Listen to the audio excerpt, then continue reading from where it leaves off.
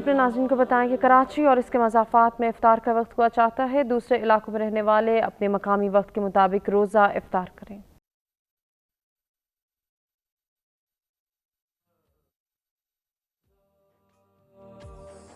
रमजान का महीना है, कुरान का महीना, मोमिन का महीना है, मुसलमान का महीना, शैतान के पाबंद सलासल का महीना, जुर्मों खता से तो। बिस्मिल्लाहिर्रहमानिर्रहीम। अस्सलाम वालेकुम नाज़रीन, मरहबा। इफ्तार ट्रांसमिशन में आपको कहेंगे खुशामदीद। मैं हूँ हुमार सलान और मेरे साथ मौजूद हैं अज़हर अली आबदी साहब। नाज़रीन, जैसा कि आप सब जानते हैं कि आपका हमारा साथ रहेगा पूरे माह मुबारक, जिसमें हम सब मिलकर समेटेंगे इस माह मुबारक की तमाम तर रहमतें, बरकतें, फजीलतें और सादतें, और कोशिश करेंगे कि ऐसे तमाम तर मौज़ूआत को अपनी गुफ्तगू में शामिल करें कि जिनसे हम कुछ सीख सकें, कुछ समझ सकें और उनको अपना कर अपनी दुनिया और आखिरत दोनों संवार सकें। मैं आबदी साहब से गुजारिश करूँगी कि हमें और हमारे नाज़रीन को आज के मौजू के हवाले से आगाह करें। हुमा, आप जानती हैं, जी जी, हमारे तमाम नाज़रीन जानते हैं कि ये याम शहादत उम्मुल मोमिनीन अलैहिस्सलाम है, और पिछले 3 रोज़ से हम इस मौजू पर प्रोग्राम कर रहे हैं और उलमा इकराम मौला अली अलैहिस्सलाम की सीरत बहुत ही मौसर और इफ़ेक्टिव ख़ूबसूरत अंदाज़ में बयान कर रहे हैं। ये गम के अय्याम हैं सारे आलम इस्लाम के लिए, और जैसे हमने प्रोग्राम्स में ज़िक्र भी किया कि 3 रोज़ 19 की सहर को ज़रब लगी मौला अली को और 21 की सहर को आप शहीद हुए।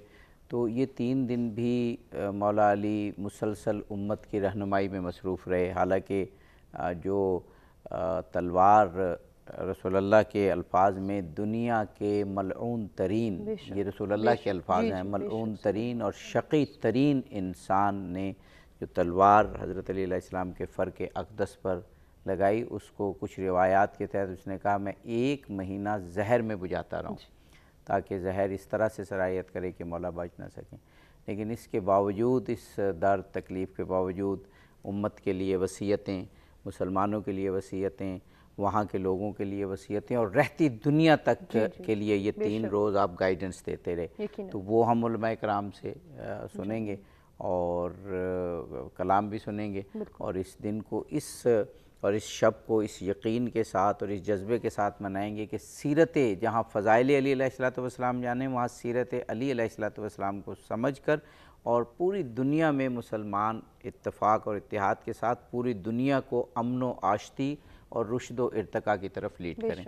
हमारे साथ जनाब मौलाना हैदर अलवी साहब मौजूद हैं। हस्ब मामूल आप हमारे साथ हैं, और आज 20 दिन हो चुके, बड़ी ख़ूबसूरती से और बहुत इफ़ेक्टिव अंदाज से मौजू को आप खोलते हैं और फिर हमारा पूरा प्रोग्राम उसको फॉलो करता है। हमारे साथ एक और शख्सियत मौजूद हैं जो हमारे इंतहाई हमारे लिए काबिल कद्र हैं, महबूब हैं, जनाब मौलाना शेख सखावत अली कुम्मी साहब। आप हमारे मुल्क पाकिस्तान के एक नामवर अदीब हैं, शायद लिस्ट बनाई जाए तो बड़े अव्वलीन नामों में नाम हो जनाब मौलाना शेख सखावत अली कुम्मी साहब का। और हमारे साथ बहुत तशरीफ़ लाते हैं जनाब मौलाना मीर इश्तियाक अहमद साहब।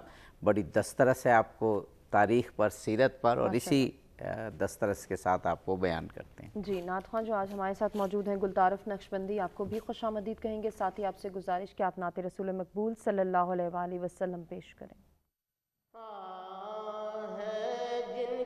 खाके पारुखे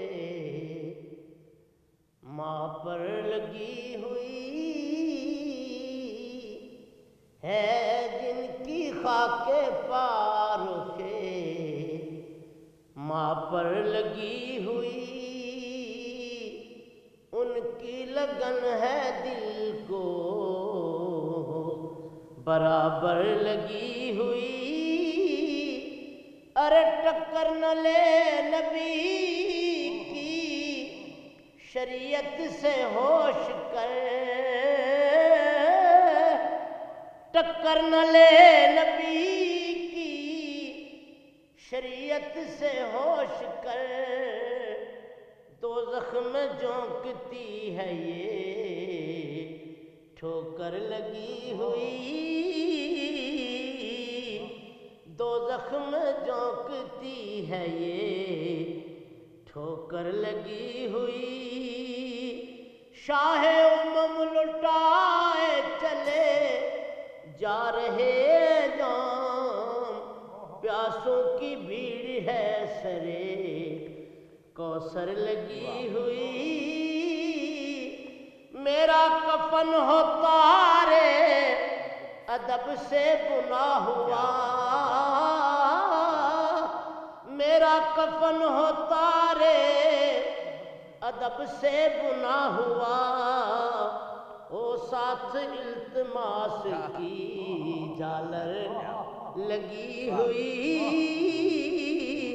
قربان اے خیال رخ مصطفیٰ تیرے رونق ہے ایک ذہن کے اندر لگی ہوئی زہرا حسین اور حسن کا غلام زہرا حسین اور حسن کا غلام ہوں مہر علی کی مور ہے مجھ پر لگی ہوئی مہر علی کی مور ہے مجھ پر لگی ہوئی تکتے ہیں جس کو شمس و قمر رات دن نصیر اپنی نظر بھی ہے اسی در پر لگی ہوئی اور کہتے جس کو عشق وہ ایک آگ ہے نصیر بجھتی نہیں سنی ہے یہ اکثر لگی سبحان اللہ سبحان اللہ جزاک اللہ جناب مولانا حیدر علوی صاحب 3 روز سے مولا کائنات پہ پروگرام ہو رہے ہیں اور اب وہ شب آ پہنچی ہے کہ جس کی سحر کو امیر المومنین علی ابن ابی طالب علیہ السلام نے جام شہادت نوش کیا اور اپنے رب کے پاس گئے امت مسلمہ کے لیے مولا کائنات کی تعلیمات اور آپ کی سیرت کتنی ضروری ہے اور پھر آج کے دور میں بھی 1400 سال گزر گئے وہ آپ فرمائیے گا کہ رسول پاک کی ہستی ان کا اسوہ اسلام کی تعلیمات ہمیں پتہ چلیں گی تو اسی در سے پتہ چلیں گی کیونکہ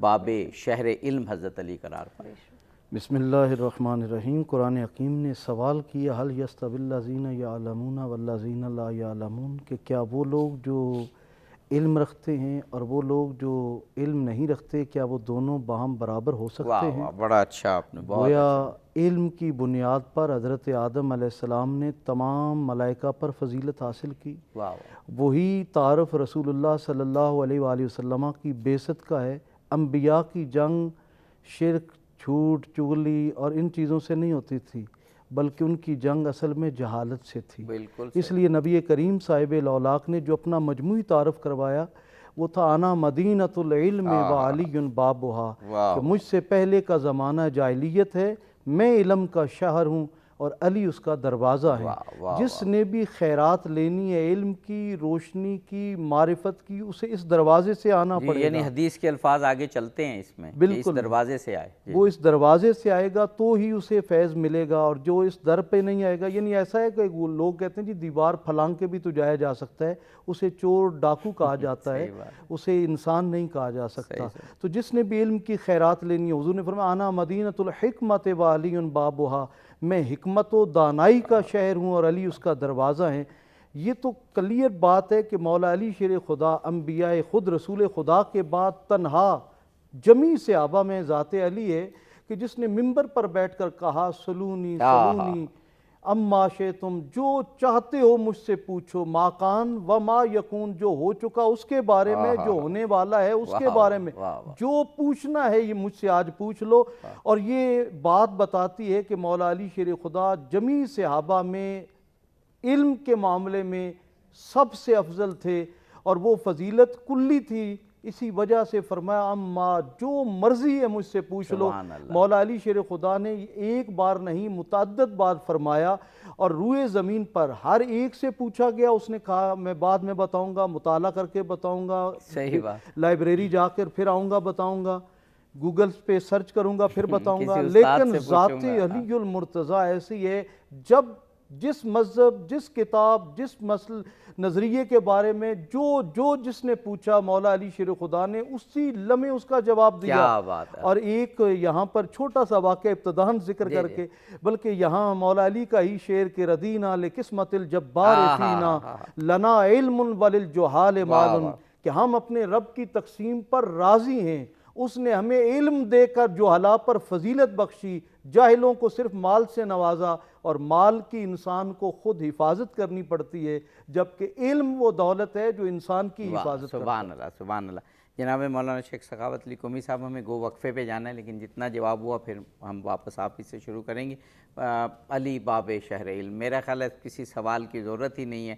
یہ جو امام علی علیہ السلام کی فضیلت اور جو دیگر فضیلتیں آپ نے اس حوالے سے بیان کی، فرمائیے گا۔ بسم اللہ الرحمن الرحیم۔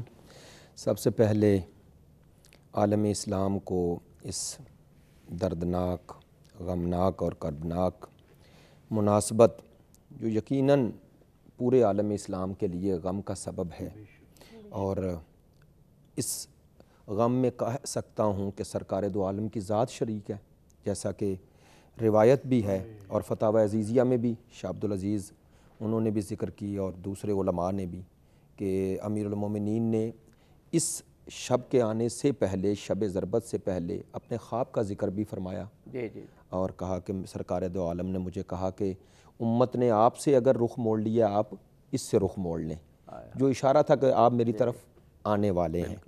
اور یقیناً اس حوالے سے تسلیت و تعزیت عرض کرتا ہوں۔ آغا صاحب، یہ پورے عالم اسلام کو تعزیت تسلیت کے ساتھ ہی ہم ایک وقفہ لینا ہے، وقفے کے بعد میرے سوال کا جو علمی جواب ہے وہ آپ وقفے۔ جی ناظرین، بریک کے بعد حاضر ہوتے ہیں، کنٹینیو کرتے ہیں۔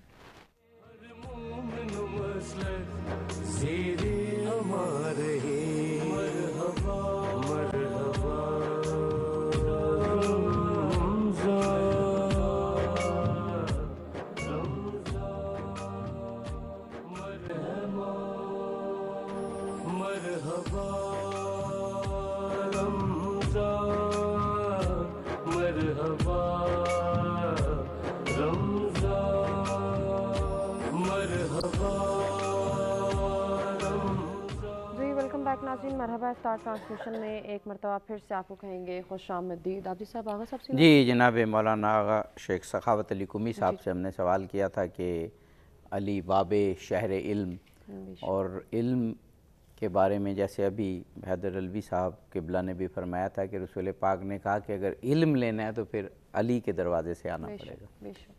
بسم اللہ الرحمن الرحیم۔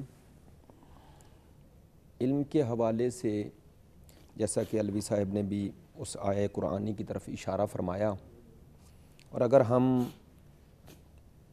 تعلیمات انبیاء اور بالاخص سرکار دو عالم کی تعلیمات کی طرف توجہ کریں اور اس معجزہ آفاقی قرآن مجید کی طرف رجوع کریں، تو علم کی فضیلت، علم کے حوالے سے جو قرآنی آیات اگر ہم ان کی تلاوت کریں تو وہ خود اس بات پہ شاہد ہیں کہ اسلام میں سب سے بڑی فضیلت، سب سے بڑی فضیلت عالم اور علم کو ہی دی گئی ہے۔ بالکل صحیح۔ 3 معیار فضیلت قرآن مجید نے بیان کیے ہیں، جس طرح ایک آیت کی طرف اشارہ ہوا، قُلْ هَلْ يَسْتَوِي الَّذِينَ يَعْلَمُونَ وَالَّذِينَ لَا يَعْلَمُونَ إِنَّ أَكْرَمَكُمْ عِندَ اللَّهِ أَتْقَاكُمْ فَضَّلَ اللَّهُ الْمُجَاهِدِينَ عَلَى الْقَاعِدِينَ۔ واہ واہ، یہ 3 معیار فضیلت قرآن علم ہو مجید گیا، تقوی ہو گیا، اور جہاد ہو گیا۔ واہ واہ، یہ معیار، اور اگر آپ ان جہاد اور تقوی، ان دونوں کو جو معیار فضیلت قرار دیا گیا ہے، ان دونوں کو اگر بازگشت ان کی علم کی طرف ہی ہے۔ بالکل صحیح۔ یعنی اگر آپ دیکھنا چاہتے ہیں کہ کون کتنا بڑا متقی ہے تو اس کی بنیاد اور اساس معرفت ہے۔ بالکل ٹھیک۔ تقوی انسان کو تبھی حاصل ہو سکتا ہے جب اس کے پاس علم ہو، اور جتنی معرفت بڑھتی جائے گی تقوی بھی اتنا بڑھتا جائے گا۔ بلند ہوتا تو ہے۔ گویا کہہ سکتے ہیں کہ تقوی کی بنیاد بھی علم ہے، جہاد کی بنیاد بھی علم ہے۔ ہر تلوار چلانے والے کو اسلام نے مجاہد نہیں کہا، بلکہ احادیث موجود ہیں کہ جب اس میدان کارزار سے صحابہ کرام رضوان اللہ علیہم پلٹ کے آئے تو سرکار دو عالم کی حدیث کے مفہوم یہ ہے، فرمایا مرحبا، یہ جہاد اصغر سے واپس آ گئے، اب جہاد اکبر باقی ہے۔ پوچھا گیا یا رسول اللہ اس سے بڑا کیا جہاد ہے جو تلوار چلائی گئی؟ تو آپ نے فرمایا جہاد بالنفس ہے، اپنے نفس سے اپنے آپ سے جہاد ہے. اور علماء کرام بھی اس بات کی تائید فرمائیں گے کہ وہ جو جہاد بالنفس ہے وہ بھی علم کی بنیاد پر ہی ہوگا. بالکل صحیح. وہ ہم اپنی خواہشات نفسانی کی جو مقابلہ کریں گے، جو مخالفت کریں گے، اس کی بنیاد اور اساس بھی علم ہونا چاہیے، اور علم ہی ہے. اور جو آدم کی فضیلت بھی اللہ نے بیان کی ایسا ہی ہے. مثلا دیکھیں دو چیزیں ذکر ہوئی، حضرت آدم کی خلافت، اور خلافت کے بعد پروردگار نے انہیں جو خلیفت اللہ کا عنوان دیا ہے، اس خلافت الہیہ کی بنیاد اور اساس کیا تھی؟ علم تھا. جب فرشتوں نے اعتراض نہیں ہے، فرشتوں نے اظہار کیا ہے، اور جو وہ کہہ رہے تھے وہ بھی درست تھا کہ آیا اسے بنا رہا ہے جو زمین میں خون ریزی کرے گا، فساد کرے گا. پروردگار عالمین نے جواب میں جو حضرت آدم کی مقام و مرتبے اور اس خلافت الہی دینے کا سبب بیان کیا ہے، وَعَلَّمَ آدَمَ الْأَسْمَاءَ كُلَّهَا ثُمَّ عَرَضَهُمْ. فرشتوں کے مقابلے پر جو حضرت آدم کو افضلیت ملی ہے وہ بھی علم کی وجہ سے ملی ہے. اور یہ معرفت کہ معلوم سے مجہول تک پہنچنا، یہ اگر کائنات میں کسی مخلوقات میں کسی مخلوق کو حاصل ہے یہ عظمت، تو یہ انسان کو حاصل ہے. بالکل. باقی جانور پیدا ہونے سے لے کر مرنے تک وہ جانور ہی ہے. بالکل ٹھیک. اس کی جنس، اس کا صرف وجود بڑھتا ہے، باقی اس کے کمالات میں کوئی کمال شامل ہی نہیں ہے. بالکل. ہمارے ایک بزرگ عالم کہتے ہیں کہ گدھا پیدا ہونے سے پہلے مرنے تک گدھا ہی ہے. بالکل ٹھیک. لیکن یہ انسان ہے جو پیدا تو جانور کی طرح ہی ہوا ہے، حیوان کی طرح ہی ہوا ہے، اس کی ابتدائی خواہشات تو حیوانی ہی ہیں، لیکن پروردگار نے اس میں وہ روح الہی رکھی ہے. وہ معرفت کا جذبہ صرف اس میں ہے کہ جیسے ہی یہ پروان چڑھتا ہے اور اس کائنات میں جو سوال کرنے کا اور سوال کو وہ پیدا کرنے کا جو اللہ نے اس کی فطرت میں رکھا ہے، صرف انسان کے رکھا ہے. بالکل. تو بقول شہید مطہری کے خود انسان کے اندر سوالات کا پیدا ہونا، ایک 6 سال کے 4 سال کے بچے کے اندر سوال پیدا ہونا، یہ دلیل ہے کہ انسان حیوانوں سے الگ مخلوق ہے، اور انسان کی شناخت یہ ہے کہ یہ سوال کرتا ہے. تو فضیلت آپ فرما رہے ہیں کہ علم ہی کے ذریعے ہے. انشاءاللہ بات جب آگے بڑھے گی تو میں چاہتا تھا کہ تمہیدی طور پر یہ بات عرض ہو جائے کہ قرآن مجید نے سب سے بڑی فضیلت علم کو اگر قرار دیا ہے تو اس کے بعد جس کا علم جتنا بلند ہوگا اس کا مرتبہ اتنا بلند ہوگا.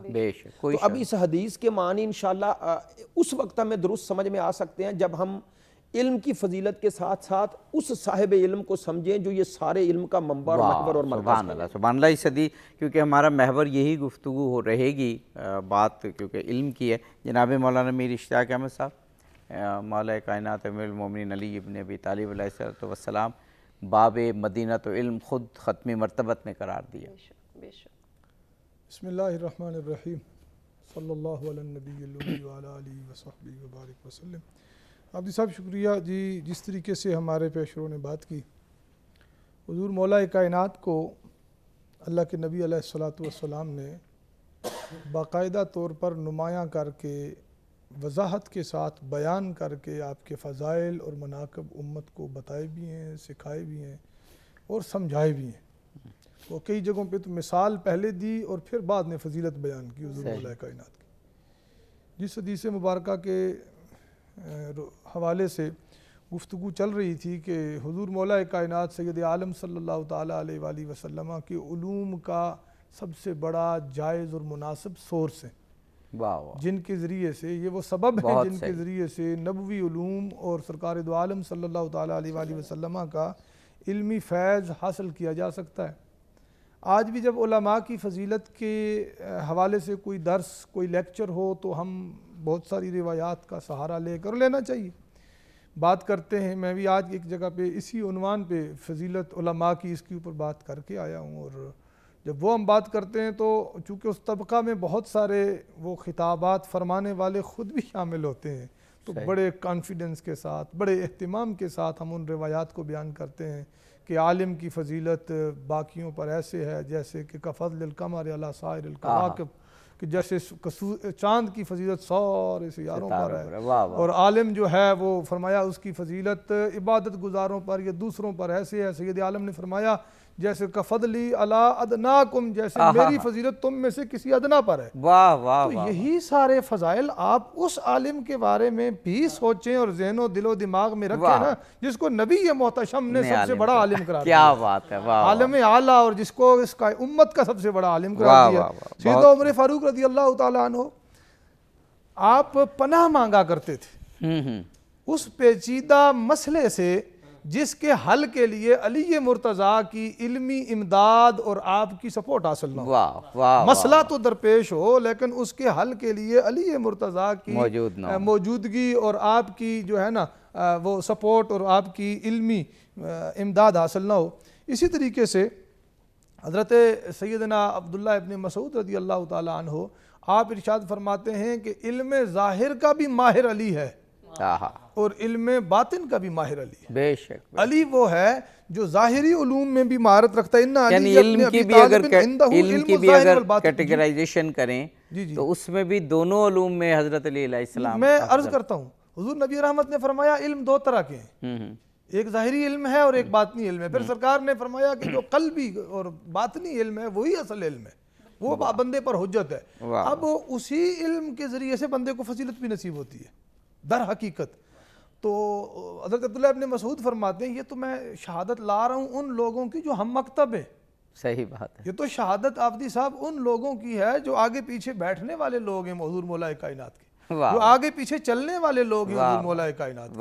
اگر وہ یہ کہہ رہے ہیں عموماً ہم اثر یا ہم مکتب کبھی کسی کی فضیلت کے قائل نہیں ہوتے، یہ علماء بیٹھے ہیں، ہم بھی مدارس میں ہم جامعات میں پڑھے ہیں، ہمیں پتہ ہے کہ کتنا بھی کوئی کیوں نہ ہو تو اپنے ہم مکتب ہم اثر ہم استاذ کی فضیلت کم ہی کوئی بیان کرتا ہے، لیکن استاذ جو استاذ کائنات ہیں جو امام الانبیاء ہیں وہ بھی حضور مولا کائنات کی فضیلت بیان کرتے ہیں، جو آپ کے ساتھ بیٹھنے والے اصحاب ہیں وہ بھی آپ کی فضیلت کے نہ صرف قائل ہیں۔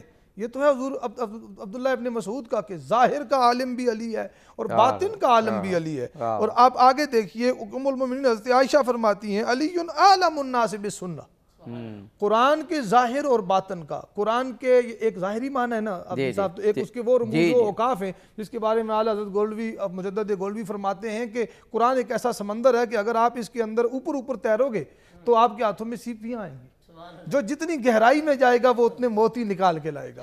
تو علی ظاہر قرآن کا بھی عالم ہے، علی باطن قرآن کے بھی عالم ہے۔ جتنا قرآن میں کوئی ڈوبتا جائے گا اتنا اس سے مستفید ہوتا جائے گا۔ یہ فرماتے ہیں ایک صحابی، اور وہ خاصی صرف صحابی نہیں ہیں، ہمارے سنت کے لیے وہ بہت بڑے مفتی اور بہت بڑے فقیہ ہیں صحابہ کرام کی جماعت میں سے عبداللہ ابن مسعود، اور دوسری طرف ام المومنین فرماتی ہیں اب یہ بھی ہم اثر بھی ہوئے اور مد مقابل بھی رہے ایک جگہ۔ وہ فرماتی ہیں کہتی ہیں کہ علی سے بڑا عالم ہمارے درمیان اور کوئی نہیں ہے۔ جو رسول معظم نے یہ فرمایا نا کہ انا مدینۃ العلم و علی بابھا، کہا ہم تو علم کا مجموعہ، ہم تو علم کا بحر بے قراں ہیں، پھر ہمارے بعد کوئی ہے تو وہ علی ہے۔ ہمارے بعد اگر کسی کو یہ علم کا اللہ پاک نے خزانہ عطا فرمایا ہے اور اس امت کا عالم ہے، اس امت کو کے احوال کو جاننے والا، اور اس امت میں سے علوم اور معارف کا کوئی اگر ہمارا رازدار ہے تو وہ علی ہے۔ اس کو دیگر کئی صحابہ نے بھی بیان فرمایا، جس طرح آغا صاحب فرما رہے تھے کہ آگے بات چلتی ہے تو یہاں تک فرمایا گیا کہ اگر کسی مسئلے میں حضور مولا کائنات ایک رائے دے دیتے، یہ غالباً علوی صاحب نے بھی یہ بات ذکر کی تھی، کئی صحابہ سے منقول ہے مختلف کتابوں میں کہ کسی مسئلے پر حضور مولا کائنات رائے دے دیتے تو ہم پھر کسی اور سے رائے نہیں لیتے تھے۔ علی حجت تھے صحابہ کرام کے زمانے میں۔ اسی خوبصورت حدیث کے ساتھ ہم ایک بریک لینا چاہ رہے ہیں، بریک کے بعد انشاءاللہ گفتگو جاری ہے۔ بریک کے بعد آتے ہیں اس خوبصورت گفتگو کے سلسلے کو آگے بڑھاتے ہیں۔ مسلمان کا مہینہ، شیطان کے پابند سلاسل کا مہینہ، جرم و خطا سے توبہ بخشش کا مہینہ، مرحبا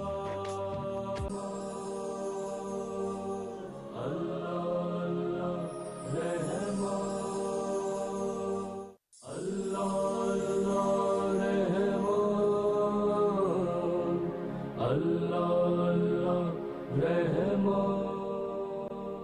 جی ویلکم بیک ناظرین، مرحبا افطار ٹرانسمیشن میں ایک مرتبہ پھر سے آپ کو کہیں گے خوش آمدید ہوگی۔ جی جناب مولانا حیدر علوی صاحب، گفتگو کو کنٹینیو کرتے ہوئے آپ تینوں علماء کرام نے مولا علی علیہ الصلوۃ والسلام کے علم اور ان کی علمی فضیلت کے حوالے سے بڑی خوبصورت گفتگو کی. لیکن جیسے آغا شیخ سخاوت علی قمی صاحب نے بھی کہا اور میر صاحب نے بھی یہی بات کہی کہ جتنے ہمارے مسائل ہیں یا جو ہمیں زندگی گزارنی ہے وہ پہلے ہمیں علم اور معرفت حاصل ہوگی اور پھر عمل ہوگا تو وہ حل ہوں گے. تو اس لحاظ سے حضرت علی علیہ الصلوۃ والسلام کی طرف رجوع کرنے اور ان کے علم سے استفادہ کرنے کی اہمیت بہت زیادہ بڑھ جاتی ہے. دیکھیے تمام مسالک دینیہ نے 1450 سال میں جتنے بھی مدارس بنائے اس کا مقصد تھا قرآن فہمی یا حدیث فہمی. جی جی. ان دونوں علوم کا تعلق ہے عربی سے، کیونکہ قرآن عربی زبان میں اترا ہے اور قرآن ہی کی تشریح اور تفسیر میں ہم عربی حدیث کو بھی لیتے ہیں. لیکن جب عربی زبان کو سیکھنا چاہتے ہیں تو یقیناً سب سے پہلے ہمیں عربی گرامر کی طرف جانا پڑے گا. اور عربی گرامر کی طرف جب جاتے ہیں تو کہا جاتا ہے کہ الصرف ام العلوم والنحو ابوہا، کہ صرف سارے علوم کی ماں ہے اور نحو اس کا باپ ہے. اچھا، ان دونوں علوم کے بغیر کوئی عالم بن ہی نہیں سکتا، کیونکہ جب وہ عربی گرامر سے آگاہ نہیں ہوگا اسے نہیں خبر کہ الحمد کے اوپر الف لام کیا ہے اور حمد کیا ہے، اور الحمدوں کے اوپر جو دال کے اوپر پیش ہے اس کا کیا مقصد ہے.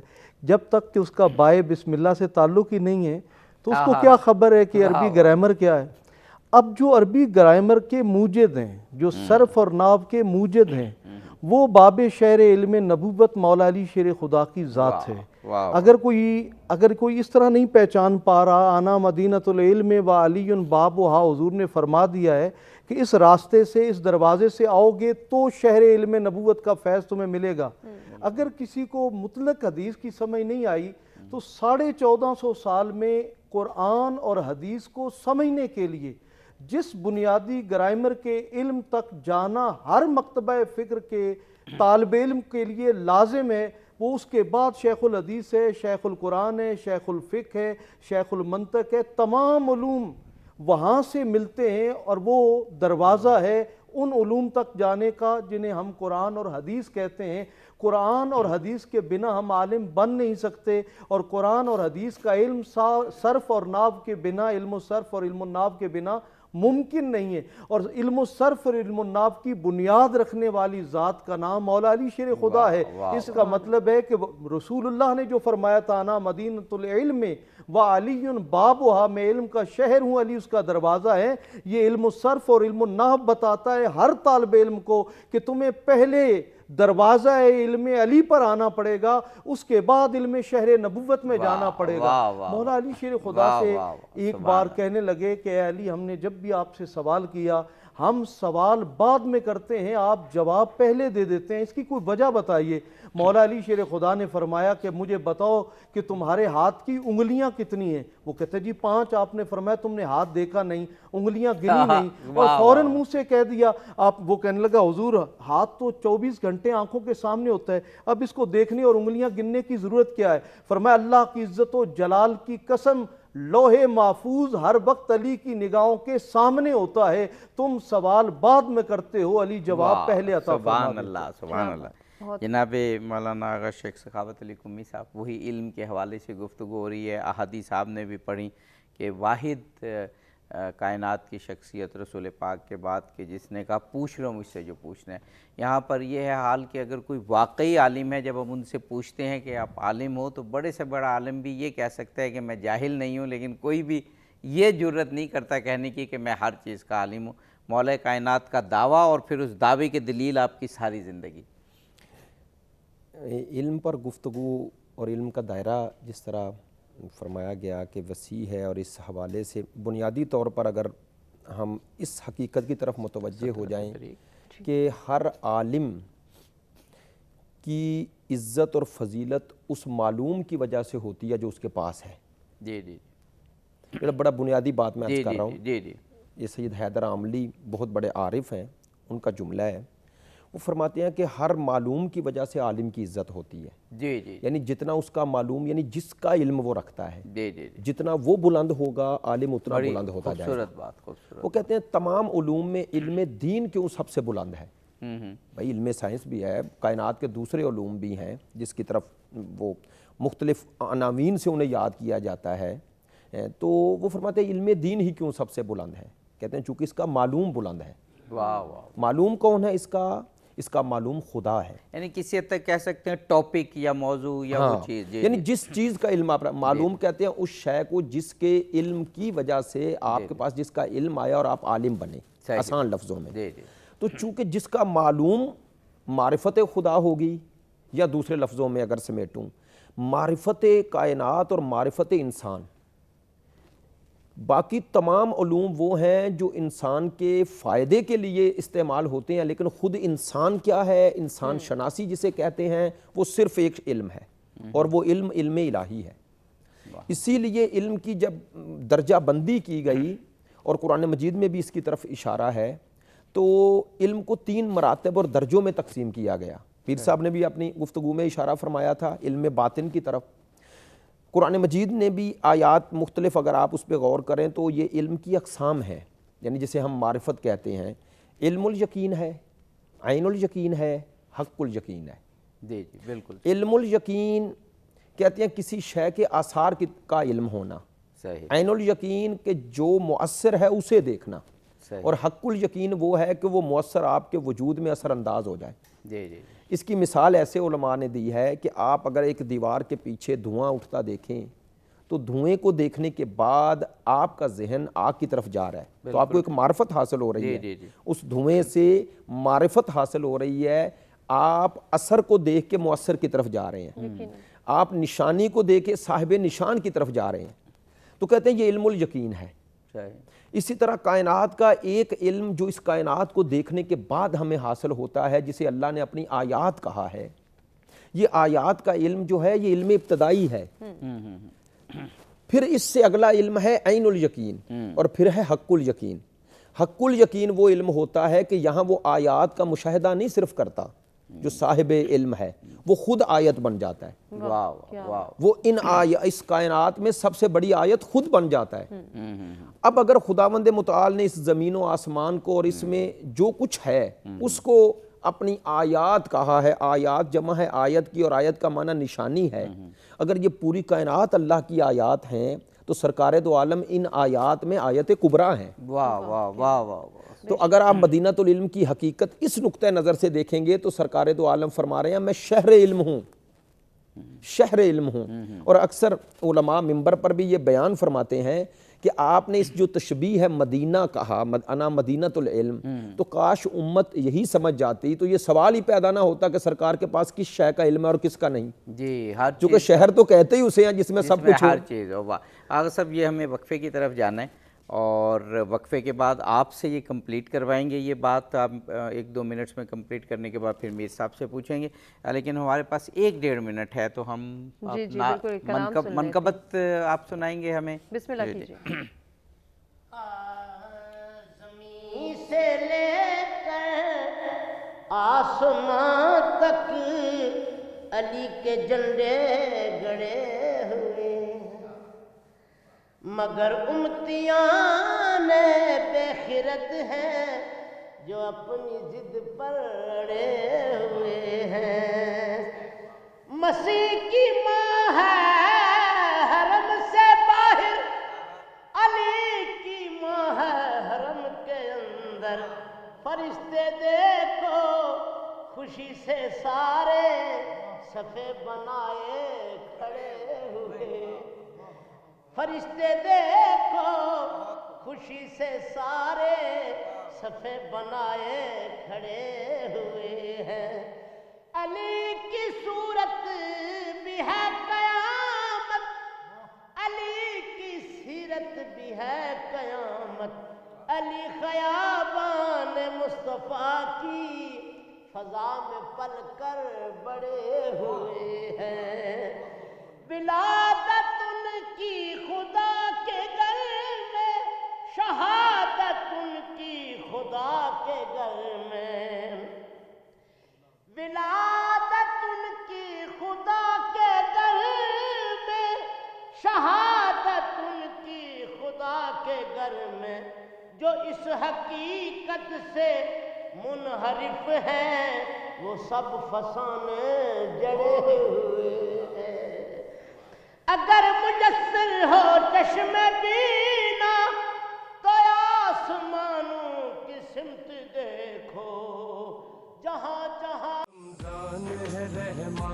की रहमत का महीना, रमजान है कुरान के उतरने का महीना। मरहबा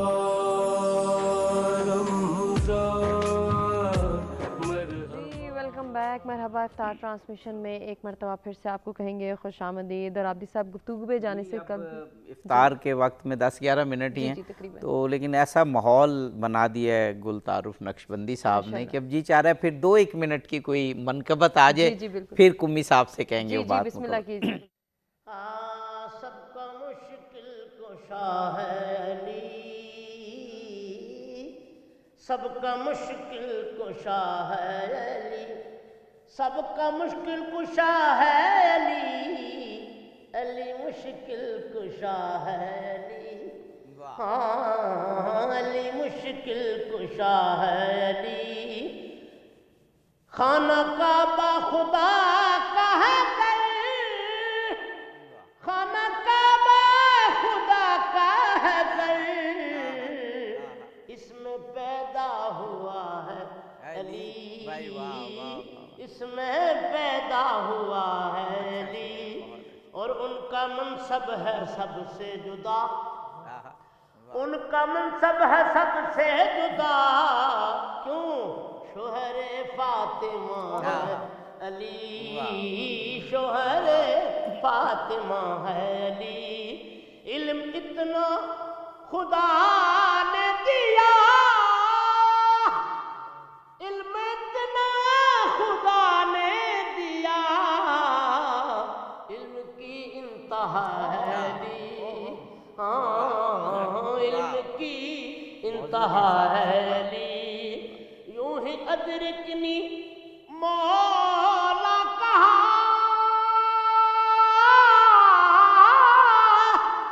यूं ही अदरिकनी मौला कहा, मेरे सर पे खड़ा है अली, मेरे सर पे खड़ा है अली। सारे वलियों ने साबिर कहा, सारे वलियों ने साबिर कहा, मेरा तो पेशवा है अली, मेरा तो पेशवा है अली। बहुत खूब माशाअल्लाह। इल्म की इंतहा है अली।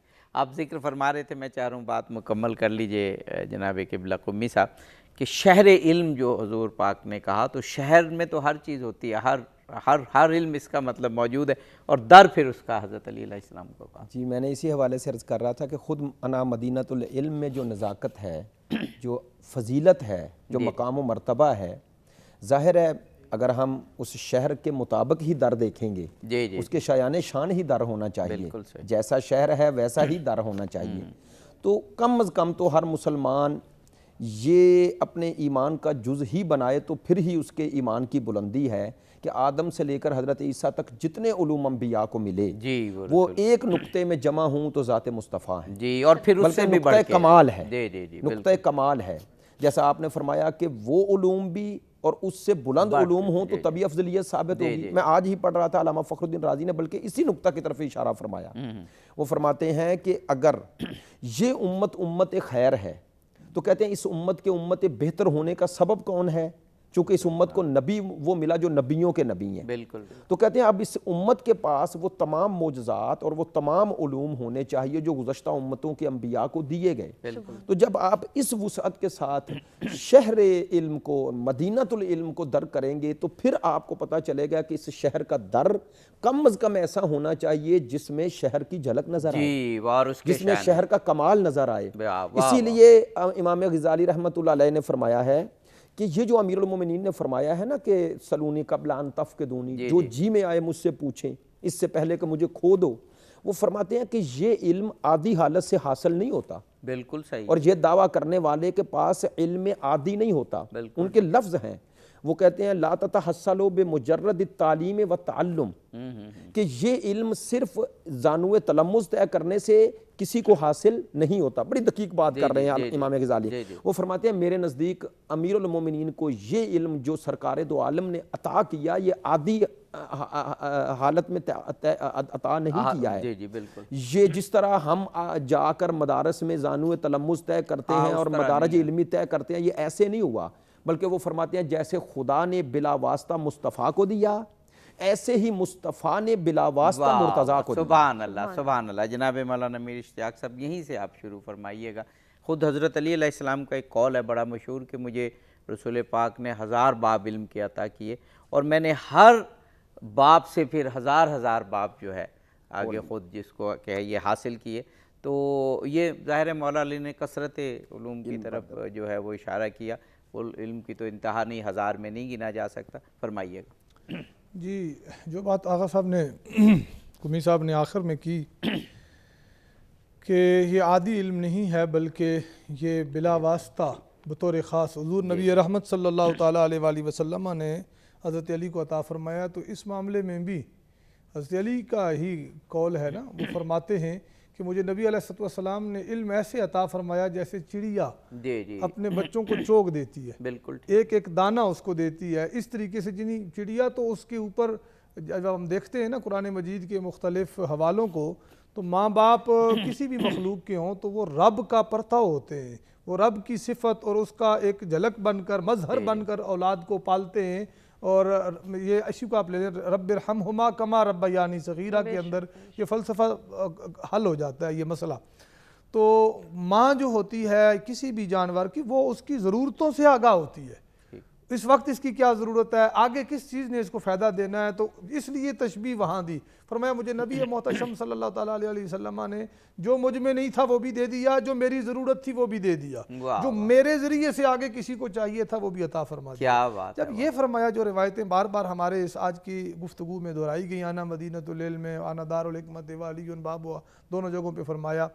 اور پھر نبی علیہ السلام نے ایک حدیث مبارکہ میں ایک روایت میں یہاں تک فرمایا کہ حکمت کے اگر 10 حصے کیے گئے تو اس میں سے 9 علی کو دے دیے گئے. بات کوئی رہ نہیں جاتی. میں سمجھتا ہوں کہ اس کے آدھے جتنے ہمیں یہ انصاف پسندی کی بات کرنی چاہیے. یہاں اسکرین پہ یا کسی ٹی وی چینل پہ بیٹھ کے بات کرنا ذرا مشکل ہوتا ہے. ہم تو اپنے مساجد اور مکاتب میں بھی بیٹھ کے نہیں کر پاتے. اتنی تو جرت ہونی چاہیے، جرت اظہار حق، کیونکہ مولا علی حق کے ساتھ تشریف لائے اور حق ہمیشہ علی کے ساتھ رہا ہے. کیا بات. اور جو لوگ علی کے ساتھ رہیں گے انہیں حق میسر آئے گا، انہیں حق دستیاب رہے گا. اور جو علی سے پیٹ پھیریں گے حق ان سے روٹ جائے گا، انہیں حق کبھی میسر نہیں آئے گا، روشنی کبھی میسر نہیں آئے گی.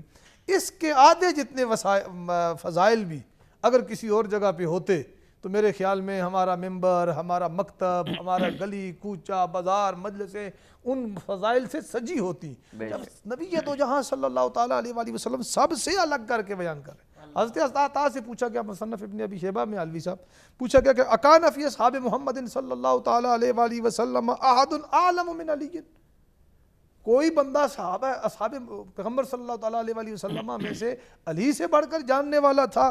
قال لا واللہ ما عالم، نہیں خدا کی عزت کی قسم علی سے بڑھ کر جان. تو جب ہم نے فضیلت کا معیار جہاں سے علوی صاحب نے شروع کیا تھا وہیں جا کے ان کا افطار کرواتے ہیں کہ جب فضیلت کا معیار قرآن و سنت نے علم کو قرار دیا ہے. پہلے انسان حضرت آدم علیہ السلام سے لے کر آج کے دن تک قمی صاحب نے بھی کہی ہے، آغا صاحب قمی صاحب نے بھی یہی فرمایا، اور قرآن و سنت کے واضح دلائل ہیں. تو پھر علوم ظاہر ہوں یا باطن ہوں، اصحاب کے بیانات ہوں یا پیغمبر علیہ السلام کی احادیث ہوں، اور حقائق کے مختلف جو روایات ہیں، سب جگہوں سے یہ ثابت ہے کہ علی سے بڑھ کر امت مصطفیٰ کریم صلی اللہ تعالیٰ علیہ وآلہ وسلم میں علوم اور معارف کا خزانہ کوئی نہیں. جناب علوی صاحب 1-2 منٹ ہے افطار سے قبل. جی بے شک، کیونکہ وہ تو آپ نے فرما دیا نا کہ فضیلت علم کی بنا پہ. آپ کوئی ایڈ کرنا چاہیں گے اس میں؟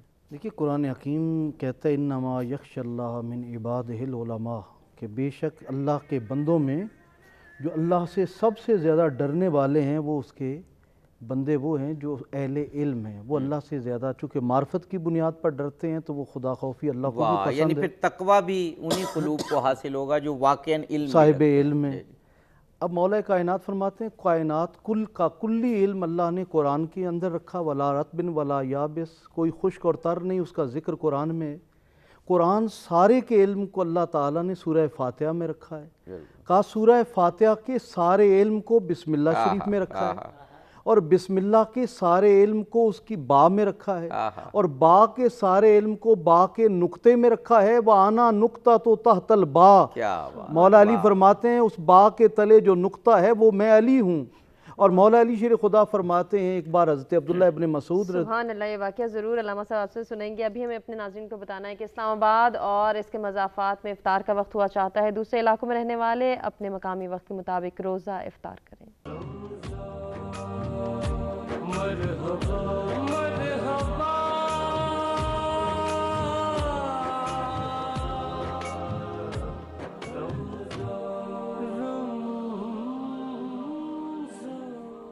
ویلکم بیک ناظرین، مرحبا افطار ٹرانسمیشن میں ایک مرتبہ پھر سے آپ کو کہیں گے خوش آمدید۔ اور عابدی صاحب گفتگو کی جانب جی گفتگو کی جانب ہم بڑھتے ہیں، اور اگر آپ کو یاد ہو تو آپ نے مولانا حیدر علوی صاحب کو کہا تھا کہ افطار کے وہ جو آپ ایک بڑا اچھا لفظ بولتی ہیں خوشکن وقفے کے بعد انشاءاللہ تو ہم گفتگو، اور آج جو گفتگو ہو رہی ہے کہ انسان کو جو تمام دیگر مخلوقات پہ برتری حاصل ہے وہ علم کی بنا پر۔ حضرت آدم کا جو امتحان ہوا، اللہ نے کہا، قرآن میں پورا قصہ موجود ہے، جب فرشتوں نے کہا کہ ہم تیرے لیے کافی ہیں، تیری تقدیس کے لیے، عبادت کے لیے، تو پھر جب امتحان ہوا تو آدم کو فرشتوں، اور جو فرشتوں پہ فضیلت ملی تو سمجھے پوری کائنات پہ مل گئی، جو فرشتے تو اللہ تعالیٰ کی ایک اعلیٰ مخلوق ہیں، تو وہ علم کی بنا پہ ملی۔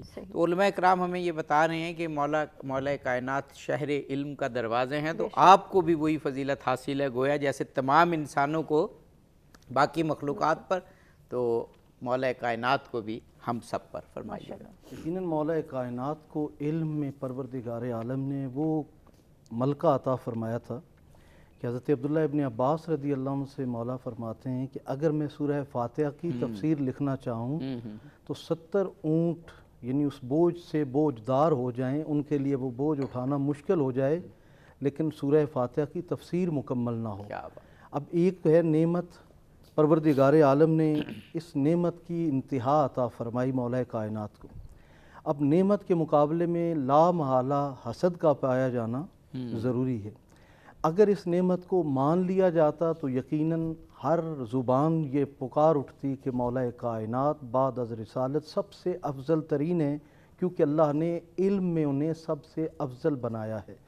لیکن حسد کی بنیاد پر لوگوں نے یہاں تک کر دیا کہ مولا کائنات کے وجود تک کو یعنی لہو لہان کر دیا گیا، اور آج کے دن مولا کائنات شدید زخمی حالت میں موجود ہیں، لیکن پھر بھی علم کی خیرات بانٹنے سے رکے نہیں۔ آج مولا کائنات مسلسل فرما رہے ہیں کہ میری بیٹی زینب کہاں پر ہے، لیکن کوئی آواز نہیں آ رہی۔ جب تیسری بار مولا کائنات فرماتے ہیں میری بیٹی زینب، مجھے پتہ ہے کہ آپ بہت خوبصورت قرآن حکیم پڑھتی ہیں، اور میرے اس زخم میں تسکین کا باعث تلاوت قرآن ہے، کیونکہ حضور نے فرمایا تھا القرآن مع علی و علی مع القرآن، قرآن علی کے ساتھ ہے، علی قرآن کے ساتھ ہیں، یہ کبھی جدا نہیں ہوں گے یہاں تک کہ حوض کوثر تک مجتمع ہو کر آئیں گے۔ سید تو حضرت مولا حسن عرض کرتے ہیں بابا 3 دن ہو گئے وہ آپ کے سرہانے سے تو ہٹی ہی نہیں ہیں، لیکن سیدہ زینب اس قدر حیا کی ملکہ تھیں کہ کبھی بابا کے سامنے بھی نہیں آتی تھی، اور انہوں نے کبھی بابا کے سامنے کلام بھی نہیں کیا تھا۔ جب تیسری بار کہا کہ میری بیٹی زینب مجھے قرآن کی تلاوت سناؤ، ہمارے ہاں تو آج بیٹیاں اس قدر بے لگام ہوتی ہیں کہ باپ کے سامنے ایک تو ہوتا ہے اپنے مطالبات، ایک ہوتا ہے باپ سے جھگڑے کرنا، لیکن جو اسلام کی اور جو بانی اسلام کی بیٹی ہیں ان کا کردار دیکھیے۔ مولا حسن عرض کرتے ہیں بابا انہوں نے کبھی آپ سے کلام نہیں کیا، ممکن ہے وہ تلاوت تو کر دیں لیکن کہیں آپ کے سامنے کلام کرتے ہوئے ان کی روح پرواز نہ کر جائے، لیکن مولا کی خواہش کیا ہے اس آخری لمحے بھی کہ مجھے قرآن کی تلاوت سنائی جائے۔ یقیناً ہمارے ہاں مشکل اور مصیبت میں آج مولا علی شیر خدا کا نام مشکل کشائی کرتا ہے، ہماری رہنمائی کرتا ہے۔ یقیناً آج بھی آپ کی سیرت و کردار ہمارے کردار کی صفائی کا باعث ہے۔ اس وقت ہمارے ہاں طریقت کے، ہمارے ہاں تصوف کے جتنے بھی سلاسل ہیں جی بے شک، ان سلاسل کی بنیاد اگر دیکھیں، وہ قادری ہو، چشتی ہوں، سہروردی ہوں، وہ نقش بندی ہوں، وہ شاذلی ہوں، ویسی ہوں، جتنے بھی سلاسل ہیں بالخصوص جنیدی ہوں، ان سب کے جو سلاسل میں ٹاپ پہ سرچشمہ ولایت جس ذات کا نام ہے وہ مولا علی شیر خدا ہے۔ اس لیے کہ مولا علی شیر خدا جب علماء ظواہر آتے تھے تو ان کے سامنے علم ظاہر پیش کرتے تھے، لیکن جب باطن کی دنیا کے متلاشی آتے، باطن کی صفائی کے متلاشی آتے، گویا جو خدا کی تلاش میں آتے تو وہی دروازہ آنا مدینۃ الحکمت و علی بابھا، اس دروازے پہ جب آ جاتے انہیں خود شناسی کا بھی ملکہ آپ عطا فرماتے، باطنی علوم کے خزانے اور خدا شناسی بھی انہیں آپ عطا فرماتے، اور انسانی زندگی میں سب سے بڑا سفر خود شناسی سے خدا شناسی کا ہے، اور جو مولا علی کے دروازے پر آ جاتا ہے اسے اپنی پہچان بھی مل جاتی ہے اور اپنے مالک کی پہچان بھی مل جاتی ہے۔ آپ نے ماشاءاللہ بہت زبردست جس کو کہتے ہیں نوٹ پہ ختم کی بات، کہ ظاہری اور باطنی دونوں علوم کا سرچشمہ مولا علی ہیں۔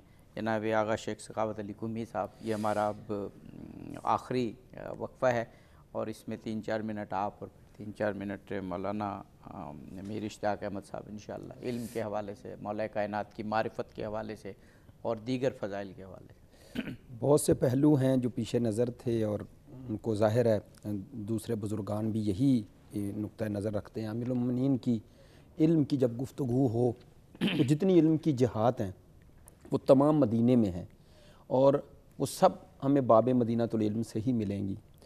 اور اس حوالے سے ایک تو امت کے لیے پیغام ہے کہ خود سرکار دو عالم کا یہ فرمانا میں شہر علم ہوں، اور پروردگار عالمین سے قرآن مجید فرقان حمید میں وہ سرکار دو عالم کی ذات جو انبیاء کے سردار بلکہ وجہ تخلیق کائنات ہیں اور معرفت کی اعلیٰ ترین منزل پر فائز ہیں۔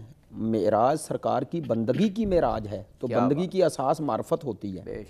اس سرکار دو عالم کی زبان سے پروردگار یہ دعا تعلیم فرما رہا ہے، کل رب زدنی علما، یہ علم کی عظمت پہ دلالت کرتا ہے، اے میرے پروردگار میرے علم میں اضافہ فرما۔ خدا فرما رہا ہے میرا حبیب مجھ سے اگر کچھ مانگنا ہے، مال نہ مانگو، اولاد نہ مانگو، عہدہ نہ مانگو، منصب نہ مانگو، اگر مجھ سے طلب کرنا ہے تو علم مانگو، اور علم جتنا زیادہ ہوگا اتنا ہی عالم کا درجہ بلند ہوتا جائے گا۔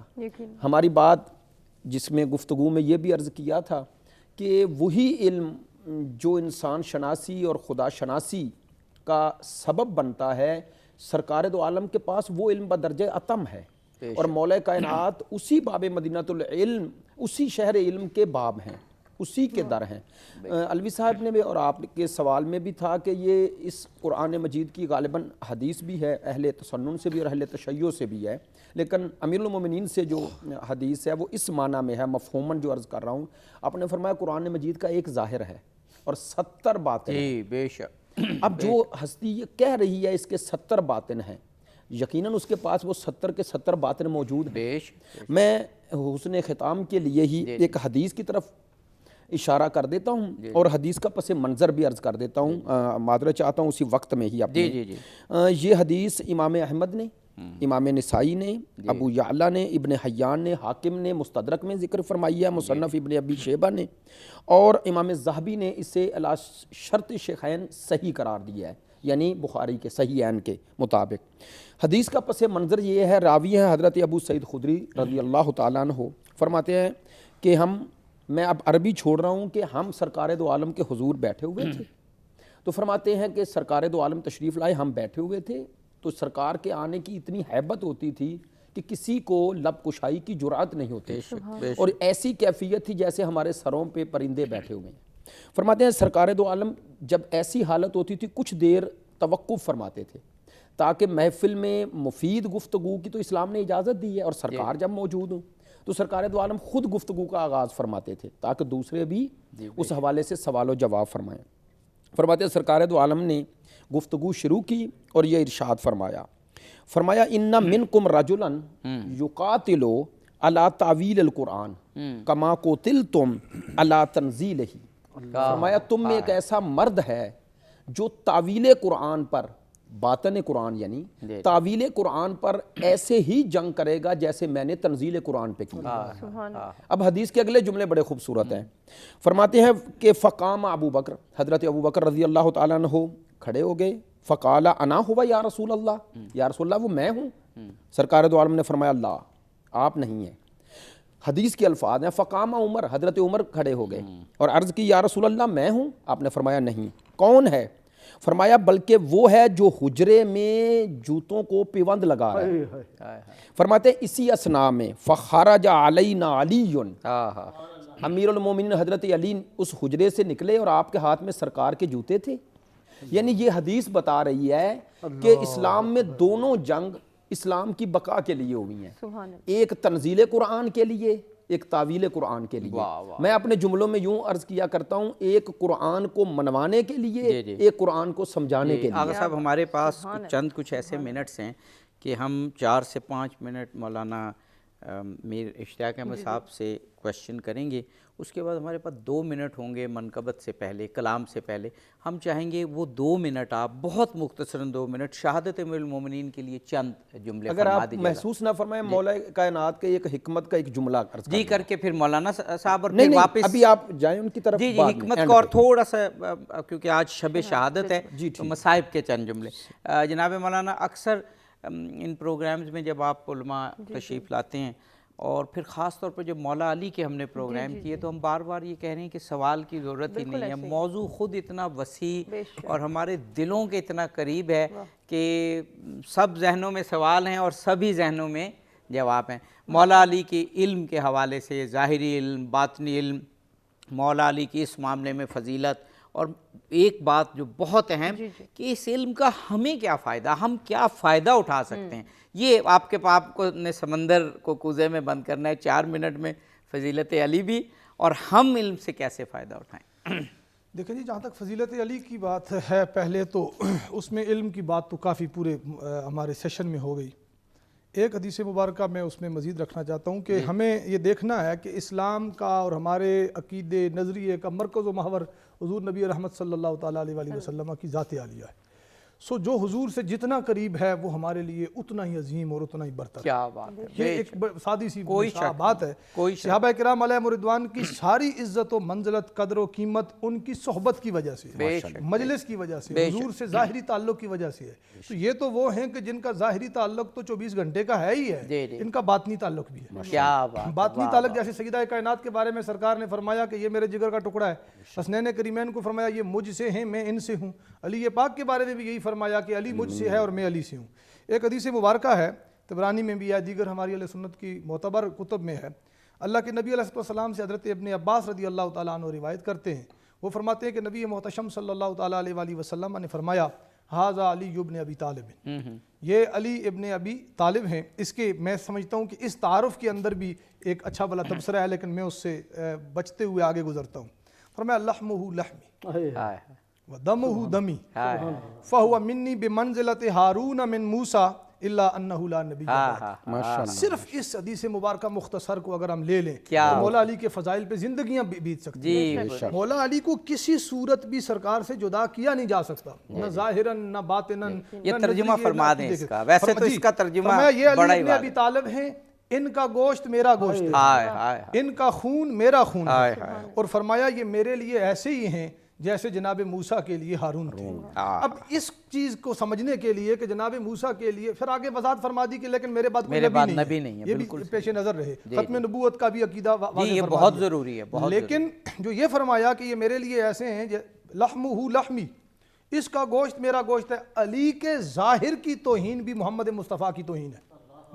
علی کے نسب کی توہین دمہ دمی، علی کے نسب کی توہین بھی توہین مصطفیٰ ہے. علی کی ذات کی توہین بھی توہین مصطفیٰ. اب یہ جملہ آپ نے کہہ تو دیا لیکن یہ بہت بڑا جملہ ہے اور بات صحیح آپ کر رہے ہیں. علی کے نسب کی توہین بھی رسول کی توہین، بالکل نافذ ہونا چاہیے. پھر یہ جو فرمایا کہ علی میرے لیے ویسے ہی ہیں جیسے موسیٰ کے لیے ہارون ہیں، تو ہمیں قرآن مجید کی طرف رجوع کرنا پڑتا ہے. موسیٰ علیہ السلام نے اپنی شریعت کو بچانے کے لیے، اپنی کمر مضبوط کرنے کے لیے، اپنی شریعت اللہ کی دی ہوئے پیغام کو لوگوں تک باہم پہنچانے اور اپنی مدد اور نصرت کے لیے، اپنی مدد اور نصرت کے لیے میں کہہ رہا ہوں بڑے سوچ سمجھ کے، اور قرآن مجید کے الفاظ عرض کر رہا ہوں ان کا مفہوم، کہ اس کے لیے اللہ تعالیٰ سے مانگا، مولا میرے لیے ایک وزیر بنا، اور وہ میرے گھر سے بنا، اور وہ میرے بھائی کو بنا، اور ہارون کو بنا، وَاجْعَلْ لِي وَزِيرًا مِّنْ أَهْلِي هَارُونَ أَخِي اشْدُدْ بِهِ أَزْرِي، اور فرمایا اس کے ذریعے سے میری کمر کو مضبوط کر، میرے طاقت کو بڑھا، اور اس کے ذریعے سے میرے کام کو آسان بنا۔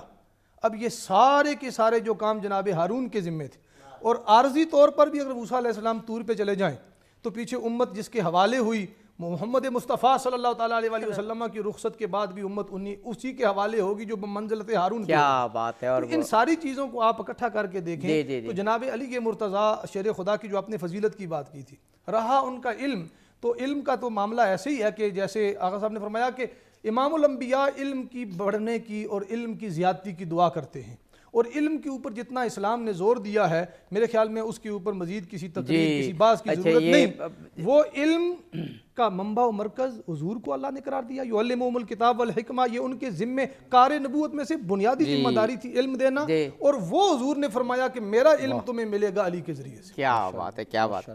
اچھا، ہمارے پاس منقبت سے پہلے کوئی 2.5 منٹ ہیں، تو حیدر علوی صاحب انہوں نے آخری پیغام دے دیا، اگر آج کے پروگرام کا خلاصہ آپ ایک جملے میں کرنا چاہیں، پھر میں مصائب کے چند جملوں کے لیے درخواست کروں گا۔ میں یہی کہوں گا کہ اس وقت جتنا بھی نصاب تعلیم ہمارے پاس موجود ہے وہ علی سے خالی ہے، اور تعلیم سے اگر علی کو نکال دیں تو تم رہ جاتا ہے، اور تم کی کوئی حیثیت نہیں ہے علی کے بغیر۔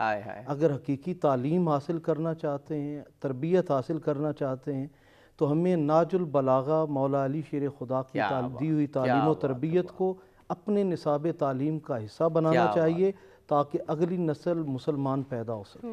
اس خوبصورت پیغام کے ساتھ ہی جو ہمارے کانٹینٹ ہیں اس کا ہم اختتام کرتے ہیں، منقبت سنیں گے، لیکن میں چاہ رہا ہوں تبرکن، آقا صاحب ہمارے پاس 1.5 منٹ ہے، تبرکن چند جملے فرما دیجئے مصائب کے حوالے سے علوی صاحب نے بھی اشارہ فرمایا اور آپ نے بھی کہ عالم اسلام کا دردناک ترین دن ہے۔ میں معذرت کے ساتھ ہمیشہ ہمارا یہ چینل بھی اور اس حوالے سے سچ چینل کی بھی یہی پالیسی رہی ہے، اور علماء کی بھی یہاں اتحاد و اتفاق کی بات ہی ہوتی ہے۔ میں کہتا ہوں عالم اسلام میں چند شخصیات ایسی ہیں جن میں تو اختلاف کی نہ کوئی گنجائش ہے اور نہ ہے، ایک رسول اور دوسرے آل رسول، اور ان میں بھی پھر حضرت امیر المومنین تو ایسی ذات ہے کہ میں یہ مطالبہ کروں گا اور یہ اپیل کروں گا عالم اسلام سے، کل 21 رمضان ہے، کوئی اپنا چوتھا خلیفہ راشد سمجھ کے نکلے اور ان کا دن منائے، اور اس شہادت کے دن کو اب جو بھی SOPs ہیں اس کے ساتھ، اور جو اہل تشیع ہیں وہ امام اول منایا جائے۔ بہت اگر 30 سیکنڈ کا مجھے بھی اگر میں نے دینا نہیں تھا، آغا صاحب کی بات سے مجھے یاد ہے کہ بانی پاکستان قائد اعظم محمد علی جناح یہ بہت اہم مذاکرات کر رہے تھے گاندھی سے 1944 میں، تاریخ میں کتابوں میں وہ مذاکرات فیصلہ کن مذاکرات کے طور پہ لکھا ہے۔ 21 رمضان کا دن آیا، قائد اعظم نے ڈائریکٹ گاندھی کو نہیں کہا، قائد اعظم نے پریس ریلیز دی جو انڈیا کے تمام اخبارات میں چھپی کہ میرے گاندھی صاحب سے مذاکرات ہو رہے ہیں، میں ان سے گزارش کروں گا آج ایک بہت بڑی ہستی کا دن ہے، یہ مذاکرات آج ملتوی کر دیں۔ وہ اخبار میں چھپی اور گاندھی نے، تو یہ احترام تو اس دن کا قائد اعظم نے ایک تاریخی واقعہ یہ کیا، تو ہم سب اس دن کو غم بھی منائیں اور احترام بھی کریں۔ بالکل اسی دعا کے ساتھ کہ اللہ تعالیٰ جتنی بھی ہم نے یہاں پہ باتیں ڈسکس کی انہیں اپنانے کی توفیق عطا فرمائے۔ اپنی اس نشست کا اختتام کریں گے، جاتے جاتے اپنے تمام مہمانوں کا شکریہ ادا کریں گے اور گل تعارف نقشبندی صاحب سے گزارش کہ وہ اختتامی کلام پیش کریں۔ بخدا علی سا بندہ نہ ہوا نہ ہے نہ ہوگا، کوئی پھر حرم میں پیدا نہ ہوا نہ ہے نہ ہوگا، بخدا علی سا بندہ دلہا خدا کے گھر کا، دلہن نبی کے گھر کی، دنیا میں ایسا رشتہ نہ ہوا نہ ہے نہ ہوگا، بخدا علی سا بندہ۔ قابل توجہ شعر زہرا پہ بھونک کر وہ جتنا ہوا اتنا تو کوئی رسوا کبھی تھا نہ ہے نہ ہوگا، کوئی پھر حرم میں پیدا تطہیر کی یہ آیت کہتی ہے کوئی ستھرا آل نبی سے زیادہ نہ ہوا نہ ہے نہ ہوگا، آل نبی سے زیادہ اولاد مصطفیٰ میں جو کمی کجی کو ڈھونڈے ایسا کوئی ہمارا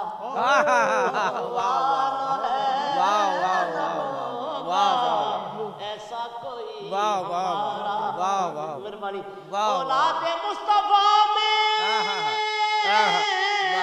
جو کمی کجی کو ڈھونڈے ایسا کوئی ہمارا نہ ہوا نہ ہے نہ ہوگا، ایسا کوئی ہمارا اصحاب مصطفیٰ میں ہر ایک کمال لیکن حیدر سا کوئی دوجا کبھی تھا نہ ہے نہ ہوگا، حیدر سا کوئی دوجا کیا بات ہے، کیا نہ ہوا نہ ہے نہ ہوگا، حیدر سا کوئی صحرا پہ موت کر وہ جتنا ہوا رسوا، اتنا تو کوئی رسوا نہ ہوا نہ ہے نہ ہوگا، حیدر جیسے علی جی چاہیں ویسے حضیر کو رکھیں، نوکر کو کوئی شکوا ہائے ہائے ہائے بھائی کیا شعر ہے، کیا شعر ہے، نوکر کو کوئی شکوا نہ ہوا نہ ہے نہ ہوگا، بخدا علی سا بندہ نہ ہوا